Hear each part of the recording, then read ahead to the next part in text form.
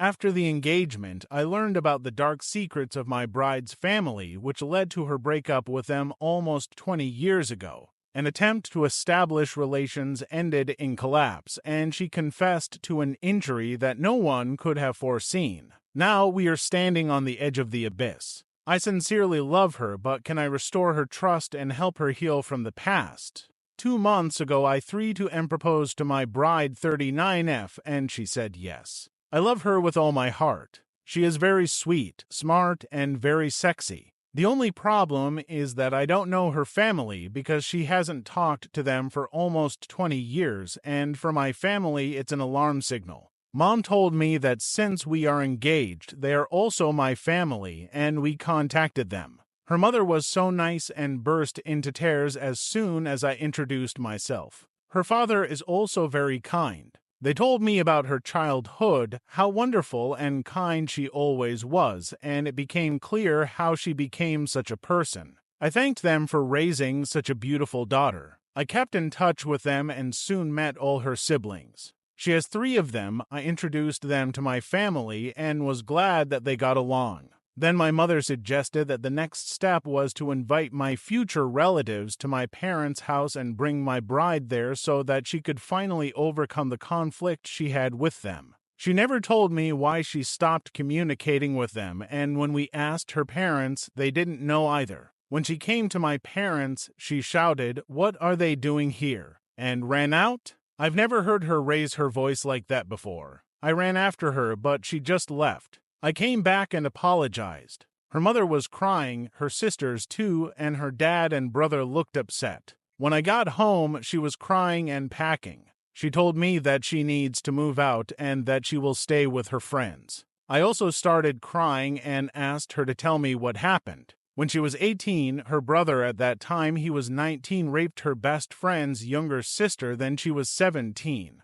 He had feelings for this girl for many years, but she never showed mutual interest, so one day at the New Year's party, he waited until she was very drunk and raped her. Later, he boasted that he had finally got her and now he could live on. He got away with everything, although everyone knew what he had done, but there was no evidence. My bride tried to do everything to be convicted because it was she who overheard him bragging to his friends and discussing what he did to that girl. My bride's family did everything to protect him. A year later, that girl committed suicide. According to her, the indifference of her family, who learned about the fate of the girl, still makes her blood freeze in her veins. She knew she would never be able to forgive them. She spoke as if it happened yesterday. I felt sick, and I wish I didn't know any of this. I saw her brother and how her parents are proud of their only boy who succeeded and became the father of 2 children. I apologized and begged her to stay. I told her that if she had told me all this earlier, I would never have brought them back into her life.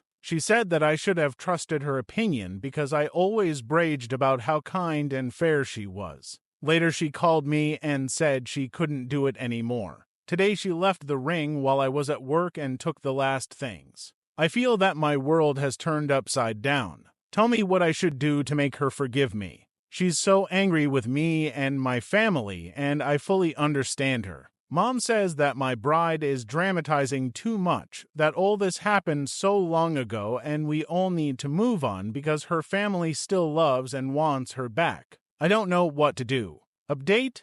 Good morning.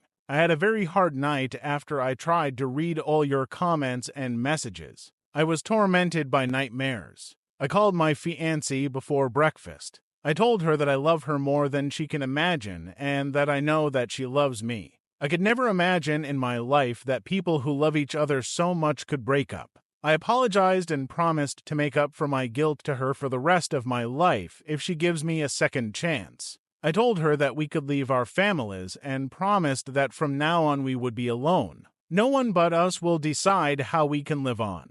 She was crying all the time, and I must admit that I don't like to cry myself, but I can't stop since yesterday.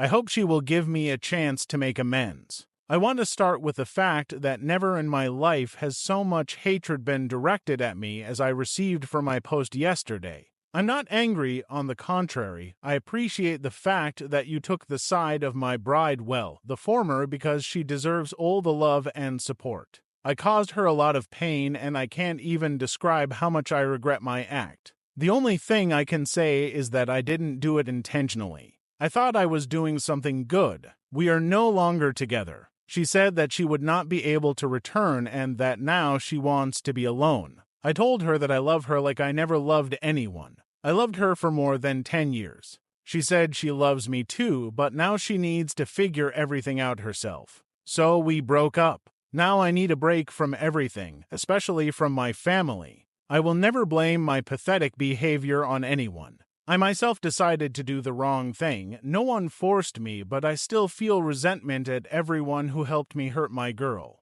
Now I also need to be alone. I already mentioned that my fiancée was at home on sick leave. Now her best friend called me and we talked. My bride is pregnant and she is going to terminate the pregnancy. She doesn't want me to be with her when she has an abortion. I'm smashed to pieces and I don't know if I'll ever be able to collect the fragments. How life can turn upside down in a matter of weeks. I lost everything and I only have to blame myself. I didn't dare to write this update because you hate me so much, and I'm also worried that your aggression will be mistakenly directed at my bride. But I decided to write here for the first time and I want to bring it to the end, and I hope people will be able to learn from my mistakes, plus everything is anonymous, so somehow. I want to thank the people who turned to me in person, who did not dare to leave comments, fearing that they would be carried away to hell. Thank you.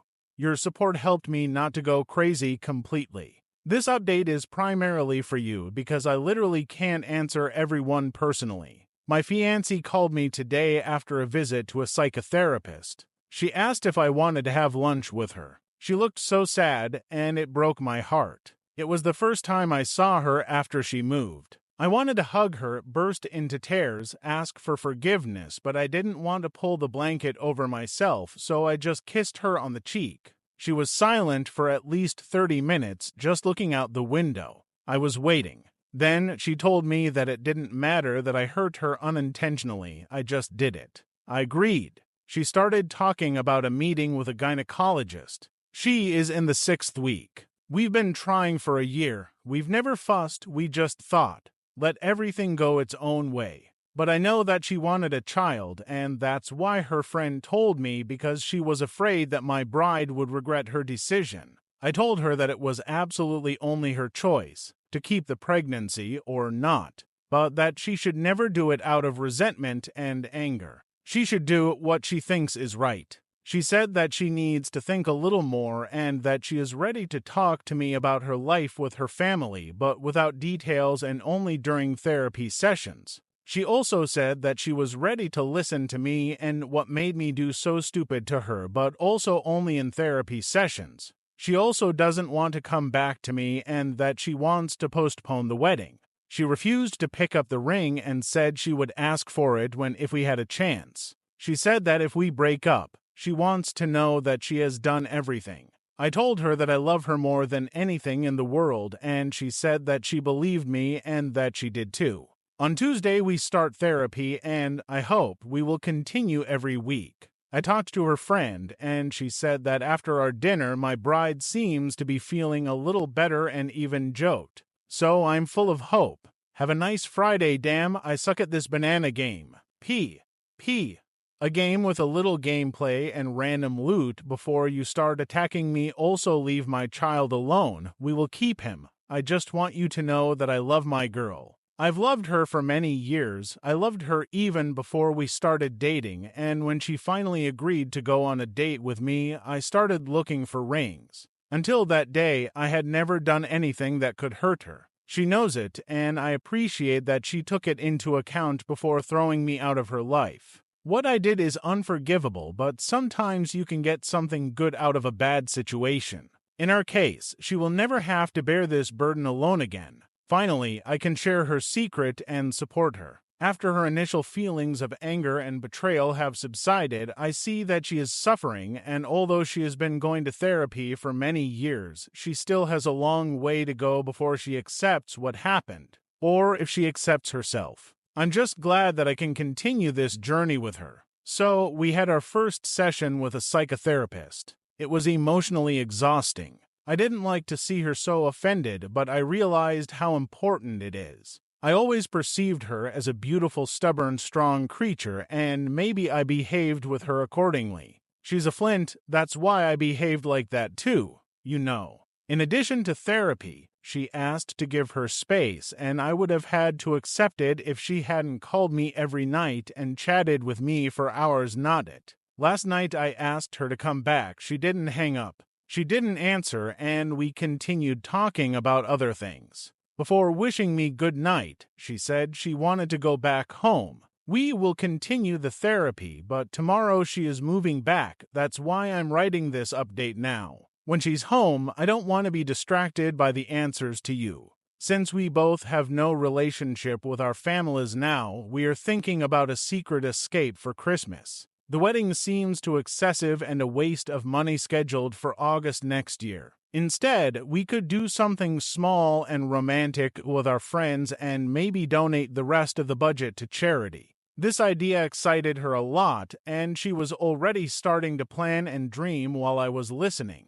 I just love this woman as hell. A few months have passed since our last session with a psychotherapist, and I still can't believe how my world has changed. After she moved in with me, we began to gradually restore our relationship.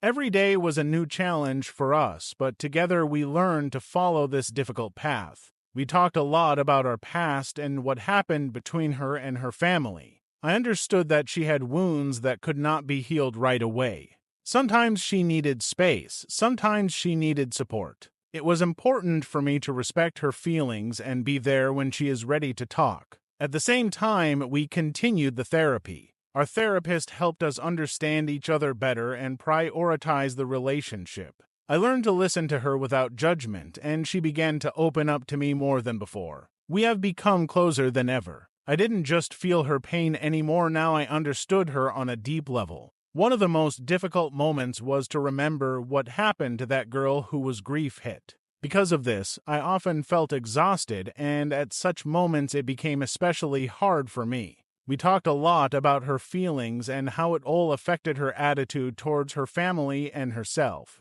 She told me about her fear, about the feeling of guilt that arose every time she remembered how parents protected their son instead of supporting that girl and her family. I tried to help her as much as I could. We preferred to avoid meetings with our family as both were not yet ready for this step. We decided to create our own first family association, full of love and support, far from the toxicity that our families brought. Once, during a long walk in the park, I offered her to do something symbolic to celebrate our new stage, to write letters to each other about their hopes and dreams about the future. We exchanged these letters, and there were things in it that I never expected to hear. She wrote about how hard it is for her to open her heart again, but she doesn't want to lose me. How beyond pain there is space for hope and growth, and how exactly this gives her the strength to live on. Soon after that, we began to consider the issue of the wedding again, but from a completely different angle.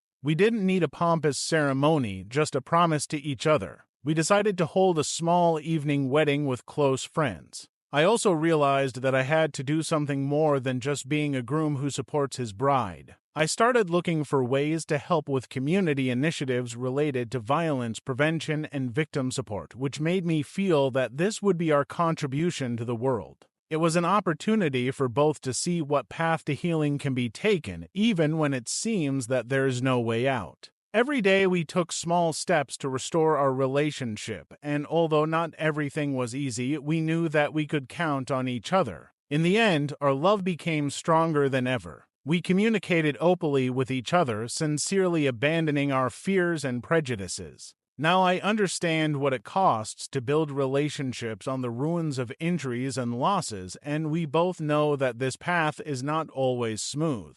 But holding each other's hands, we move forward, ready to build our lives and our new family, where the main place is occupied by trust, support, and unconditional love.